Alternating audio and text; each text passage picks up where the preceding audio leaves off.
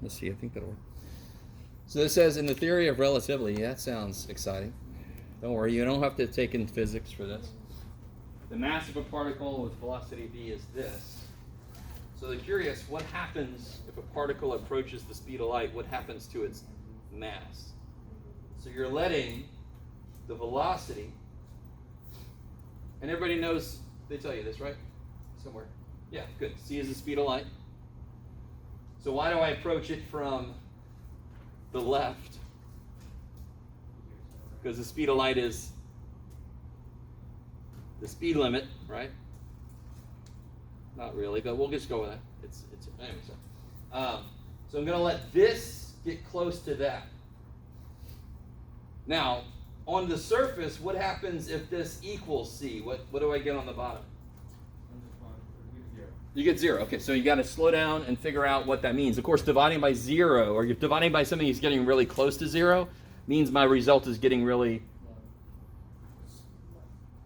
Dividing by very small numbers makes my result big. I like it. I basically just gave the answer, but you guys got to kind of explain that. Which is why we assume that photons are massless, because otherwise they would have infinite mass, which would suck for everybody. Lights would hurt like hell. Oh, God. All right, so enough physics, sorry. You don't have to know any physics to be able to do this problem. Does that help? Does that make a little more sense or no? Did anybody try that problem? Okay, yeah.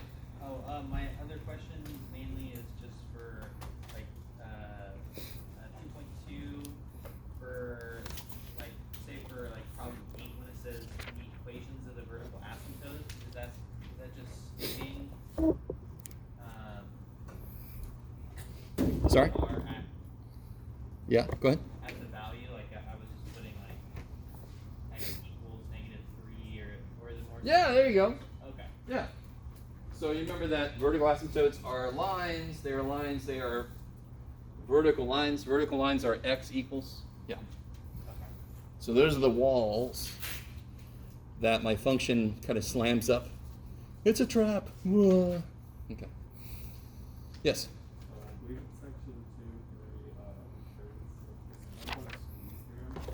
Oh yeah, we're going to talk about that today. It's in the book, but I kind of forgot it, which is kind of funny because it's one of my favorite theorems. But we're going to do an example like that today. Yes? Can you do section 2.2, number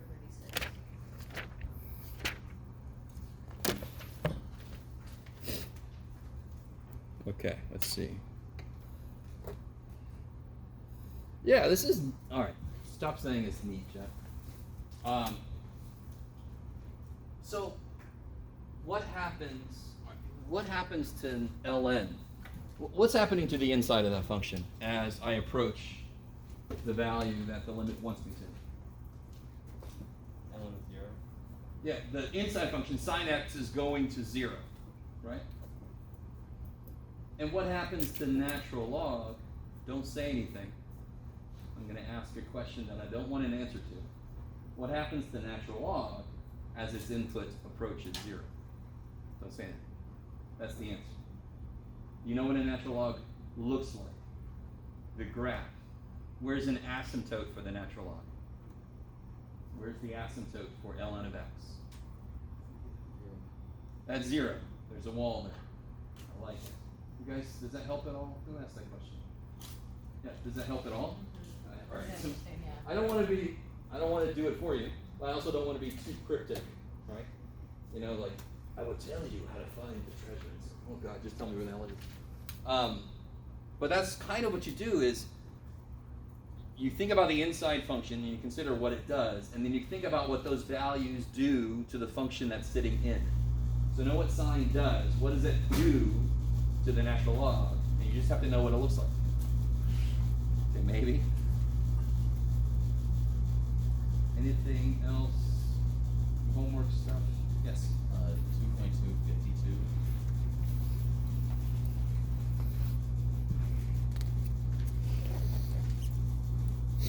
just says to show that you just have to solve those problems. Yeah, yeah. That's pretty easy, right? Yeah. Yeah. I know it's surprising because it's like number 52 and you're like, this is all going to be hard. I think part C is where it gets a little more interesting, but not that bad. Okay. So part A and part B are very straightforward. Very straightforward. Part C is the part that makes it a number 50-something problem. Yeah. Maybe? You guys all right? Is that okay? You guys understand? Why is this easy? Because there's no limit. If I put a 1 over pi in, what do I get? Tangent of pi. 1 over pi is pi. And what's tangent of pi? 0. So I can, bam, that's pretty quick, right? Any multiple of pi, tangent's going to be 0 again, right? And then part B is the same idea. It's just all the values where it's 1. Of course, tangent is 1 at what kind of angle?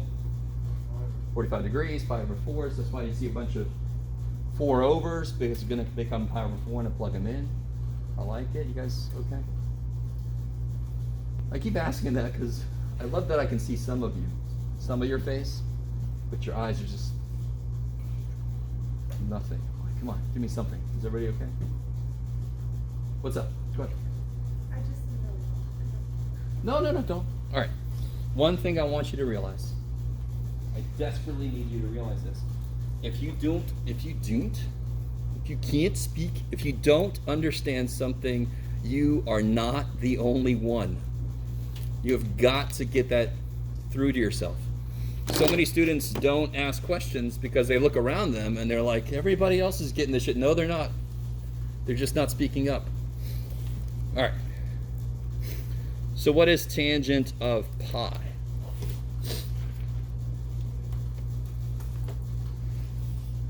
Right? Isn't that sine over cosine? What's sine of pi? 0. Why? Because sine likes y. Pi is on the x-axis. Sine don't like it there. 0. And of course, cosine of pi, -1, because pi takes me to the negative side. Cosine loves it there, so it's as big as it could be, -1. And that's 0. And any multiple pi is going to do that, because any multiple pi is just going to bring me back to the x-axis. So sine will always hate it and be 0, and cosine will always love it and be 1 or -1. So if you can capture what I just said, that's the answer for part A. Yeah? That makes absolutely no sense. Okay. Which part?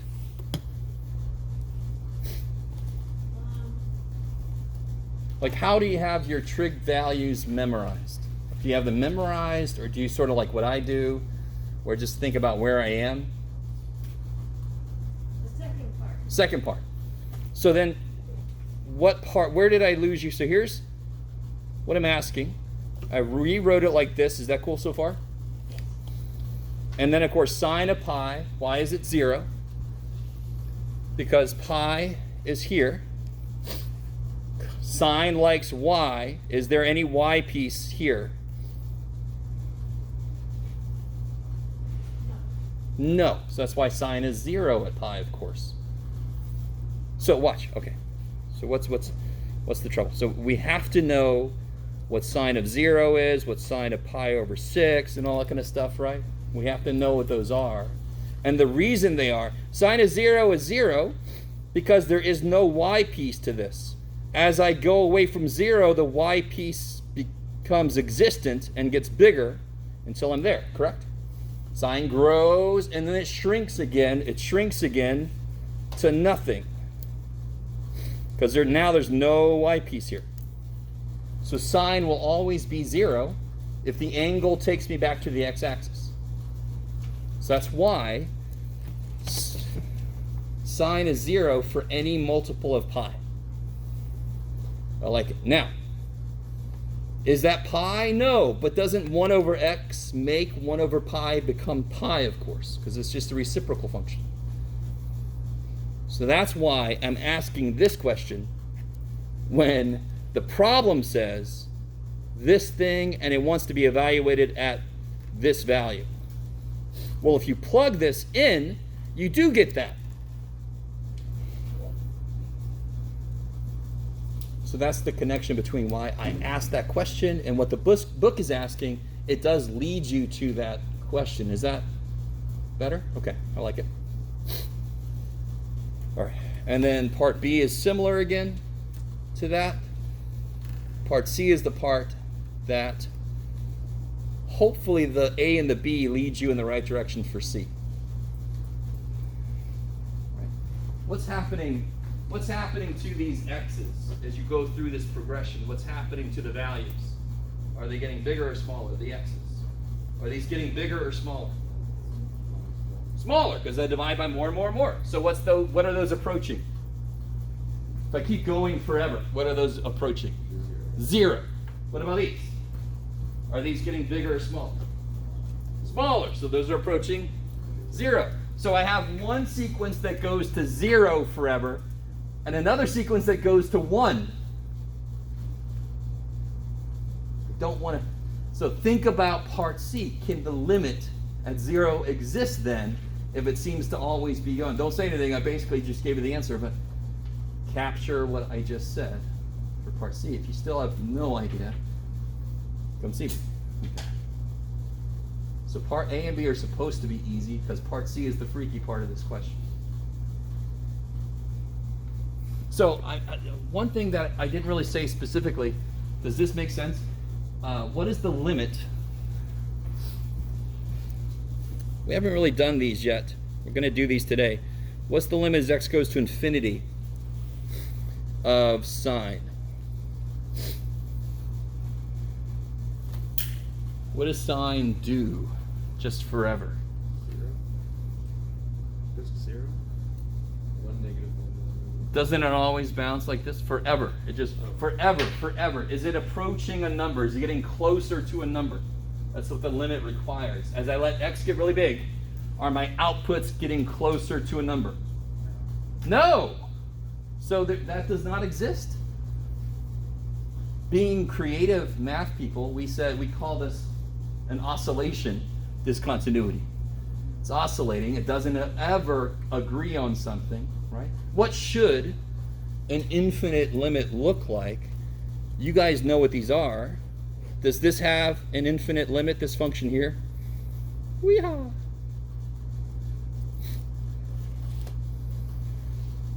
Hell yeah, of course. What are the outputs doing as I let the x's go to infinity? They're approaching 2. That's what they're supposed to do.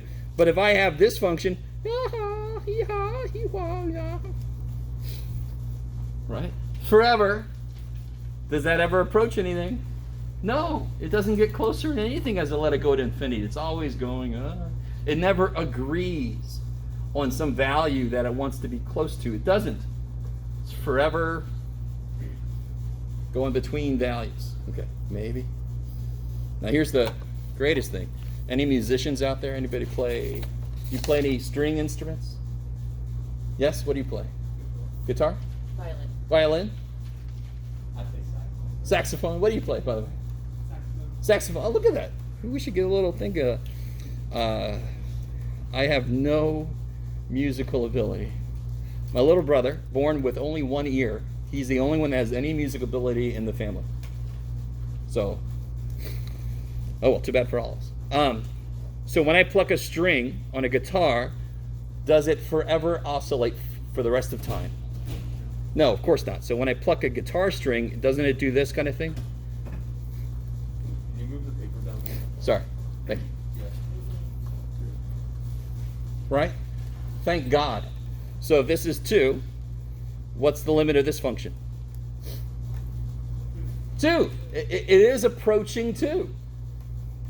I can find a place after which it's arbitrarily close to 2. So, why does this one work, whereas this one does not work? Getting closer to Yes, there is a value. I can, for any, if you want me to be whatever level close, if you want me to be epsilon away from 2, I can go out far enough and say, there, I'm within epsilon now. Doesn't that sound familiar? Oh shit. This one, I want you to be this close to 2 forever. Oh shit. Right? There's no way I can stay within whatever arbitrary distance forever because it keeps going all the way up and all the way down. It's forever. I like it. So guitar strings have a limited infinity. Neato. Thank God, or else every guitar would still be going, and we just hey, what's going on? I don't know, man. All right. How is that possible? That's like kind of saying jumbo shrimp. So that's why it's not possible, right? This dampened oscillations, it does decrease to nothing. So thank God it's impossible, or else this would be a freaky ass place to be. I like it. Everybody be like, don't touch that guitar. Oh no! All right. Okay. Anything else from homework? So if you weren't here last time, you might want to grab one of these. Anybody need one of these? Yes? Make sure I didn't write on this.